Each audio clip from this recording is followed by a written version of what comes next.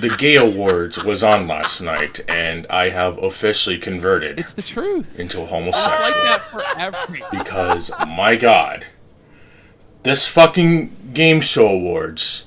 I know people keep saying it keeps getting worse, but I'm gonna have to pile that on with some of the announcements that were shown off during the Gay Awards. So, cue the gameplay, and let's just get right into it, because I don't know how long I can contain talking about this. I guess people are going to be psyched and excited anyway, because they're doing the same shit that Super Smash Bros. Ultimate did when Joker was announced for Smash Ultimate, which definitely was the killing point of the series. In the same vein that people are viewing this is mainly due to the fact that they're basically putting Soul Calibur characters into Tekken.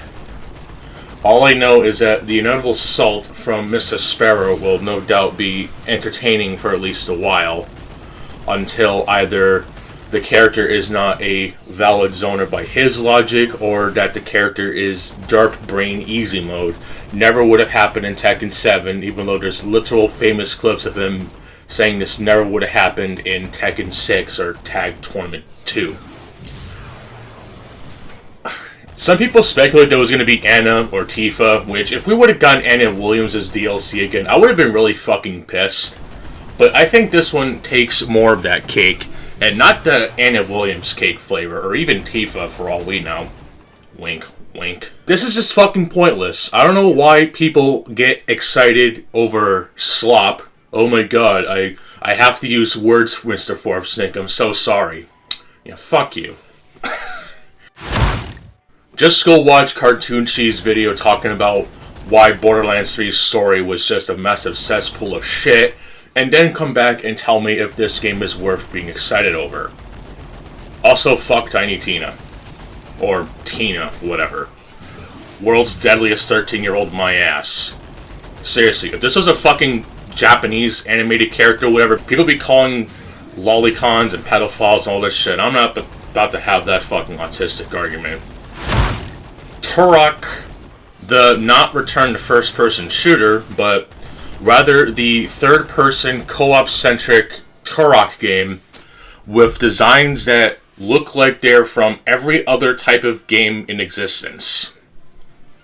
How the hell can you screw up a return to a game series that had some integrity, even with that one PC release not really having anything to do with the games, but from the comics? Yes, Turok was a comic series, but mainly people know of it with the games, kind of like with Contra. People know of it of the NES game, but it was an arcade game.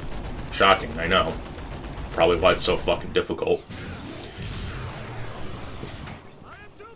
We're literally getting the Contra Rogue Core version of this game, but yet people would have cried, or have cried, when Metal Slug did the same thing. Like, how hard is it to make a decent shooter with Turok?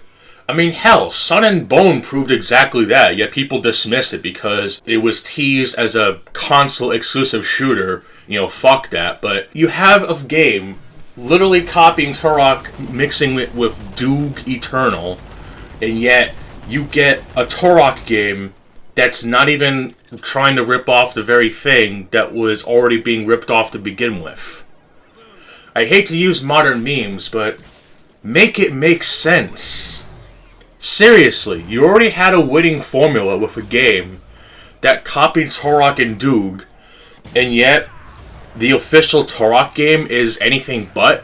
Wow, why don't we care for Turok anymore? Because they fucking took the gameplay that worked in every other Turok game, and yes, even Turok 3, yes, even Turok Evolution, and yes, even the Disney-published game that had D-Mob and Slade in the same game, by the way, with fucking spider tanks and machine guns, Gatling guns, excuse me, that can be both used as turrets and can be picked up from the ground. Still probably the single coolest weapon ever. And the fact that Call of Duty of all games has a death machine and a turret but can't be used as one is kind of disappointing, but I'm not even going to get into that autistic discourse. This is almost worse than Sega doing the whole Crazy Taxi reboot thing where they're turning it into a live service game. And yet, when I tried to make that argument that Sega is back, except they're not, by having Virtua Fighter 5 Revo, we get dipshits like this. We already knew about Crazy Taxi last year, Lamau. What the fuck is this piece of shit? LODSOVEMONE. What's they spell? Loads of money! There was literally an article saying that we don't have any plans for Elden Ring sequels anytime soon, and yet we're getting Elden Ring Nightreign, and all it appears to be is just what Dark Souls 4 could have been with recycling. And no, I'm not pulling a Darkchild anti-argument bullshit. The article from The Gamer literally says recycled, so yes, they're literally recycling assets from every other Dark Souls game, and people just coom all over it like it's the greatest goddamn thing on the face of the planet because it's from software. They can do no wrong. They are above criticism, just like with Doog Eternal and whatever slop and whatever bullshit comes out. And the best part is that it's a co-op spin-off type of game, and yet they're just recycling assets from all their other games to put into this potential multiverse shit. Like, people have literally defended Elden Ring, saying that it's not Dark Souls 4, man, it's a whole new game. Then explain this shit.